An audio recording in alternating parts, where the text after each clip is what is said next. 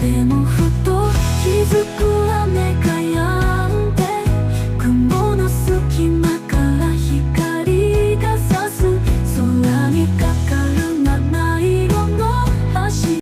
Guys, for today's video, i-reveal ko ang mga shoe collection ko. Sige. Start tayo dito sa mga nakabox.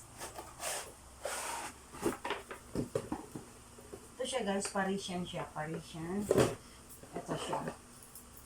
Ito, ginamit ko to nung graduation ng anak ko sa Manila.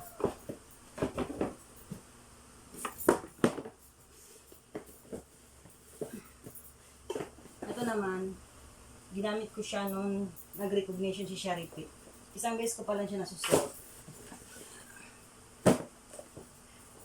Ito, ginamit ko siya nung nag-induction ako ngayon 2024. Ito.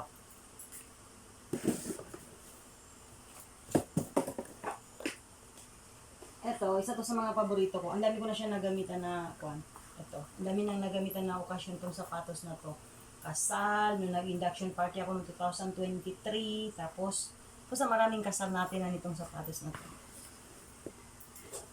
Tapos, eto, sobrang comfortable ng sapatos na to, kaya siguro mga 2-3 beses ko lang siya nagagamit. Pero sobrang cute niya.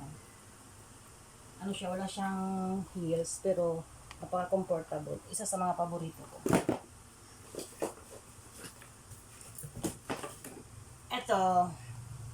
Eto, paborito ko rin to. 2 beses ko na ito nasusuot.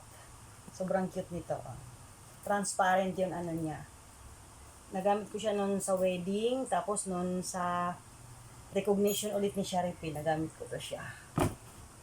Tapos eto, isang beses ko lang to siya din nagagamit. Kasi nabudol ako sa Shopee. Akala ko magaan, sobrang bigat, pero maganda talaga siya. Isang beses ko lang nagamit nung graduation na, graduation ng pamangkin ko ito. Eto, isa din to sa mga paborito ko. Halos lahat ng lakad ko nagagamit ko tong sapatos na to. Then ito, siguro mga 4 na beses ko rin siya ginagamit. Paborito ko itong Crocs na to kasi minsan nagdo-long dress ako, naka-cargo pants ako, naka-slacks ako, nasusuot ko to siya. Tapos ito siguro mga 3 beses ko na siya nasusuot, tapos di ko na nasuot. Di ko na makatanda yung mga significant na memories na nasuot ko itong mga sandals na to. Pero nabili ko lang siya, binili ko siya, type ko lang. And then, ito, makikita niyo itong rubber shoes na to. Halos lahat ng mapa jeans ako, skirt, long skirt, dress, suot ko to. One of my favorite. Sa lahat ng rubber shoes ko, siya ang pinaka-paborito ko ito. Maliban dyan, paborito ko rin to. Kung sa Manila kami, ito talaga bubog sarado sa akin, ito talaga parati ko sinusuot. At saka ito rin, isa dito sa mga paborito kong rubber shoes ko. Kids siya, kids. Pero gusto ko siya kasi comfortable din siyang isuot. Ito rin, halos lahat din ng karamihan ng mga pictures ko na naka-skirt ako, nakakuanto. Suot-suot ko to, makikita nyo yan. And then, ito, isa sa last na rubber shoes collection ko. Ito naman, din siya, nasuot ko siya nung nag-recognition din si Sharipit. Pero bigay ito ng kapatid ko from Riyadh. Ito. Pasalubong niya ito sa akin. And then, ito din, isa din sa mga paborito ko. Sa mga sandals ko, ito talaga pinaka-paborito ko sa lahat. Halos karamihan din ng lakad ko, nasusuot ko to. Nag-grocery ako, may mga occasion, nasusuot ko to, sinusuot ko. Sobrang gaan niya, at saka sobrang cute. Cute lang talaga. Dito ko lang doon nabili sa Cotabato. Pero isa sa pinaka-paborito ko. And then, ito, nabili ko siya sa Shopee. Nakyutan lang ako. Pero ewan ko, wala naman ganap. Isang beses ko na siya susot sa kasal. Ito, sinuot ko siya sa kasal. Kasi ang cute-cute nito. Ito. Susot ko kasi para makita nyo lang. Sobrang cute niya. Pero hindi ko alam bakit hindi ko masyadong nasusuot. Isang beses ko lang sinuot. Sobrang cute niya, oh.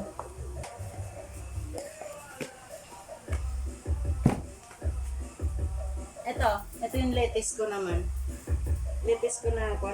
Dito ko na nabili sa Mesete Mall. Ito rin siya. Ngayon, ito naman ang bugbog sarado sa akin. Halos lahat ng lakad ko, suot-suot ko na naman to. Pag anong magustuhan ko sa kanila, yun ang parati araw-araw sinusuot ko. Ito. Nabili ko lang sa Manila. Bago kami umalis ng Manila. Ito siya, itong dalawa na to. Bago kami umalis ng Manila, pinagsabay ko to siya bilhin itong dalawa. Ito, memorable naman to sa akin. Kasi ito yung first sahod ng anak ko na panganay, si D1.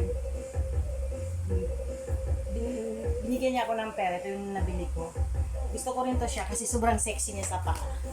Pwede siya pang beach, pang lakad, ganun. Gusto ko rin siya kasi sobrang sexy niya sa paa, guys. Tapos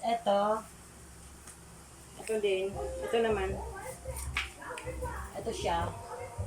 Paborito ko rin to kasi binili to ng asawa ko sa akin. Bago kami umuwi dito. Binili to sa akin.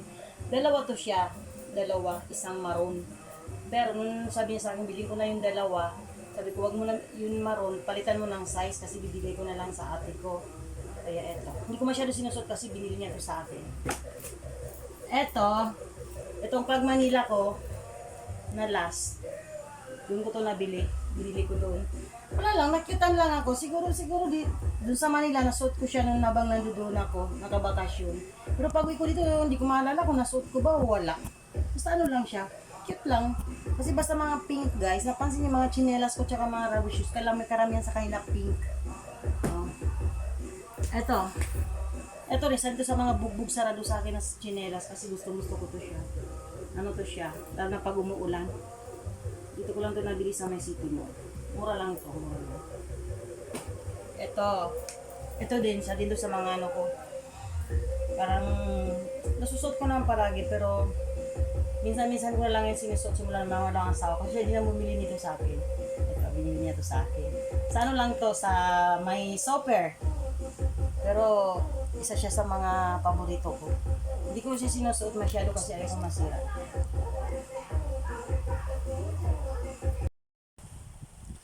Thank you for watching. I hope na nag-enjoy kayo. Keep subscribe, like, and share. Please, please, please.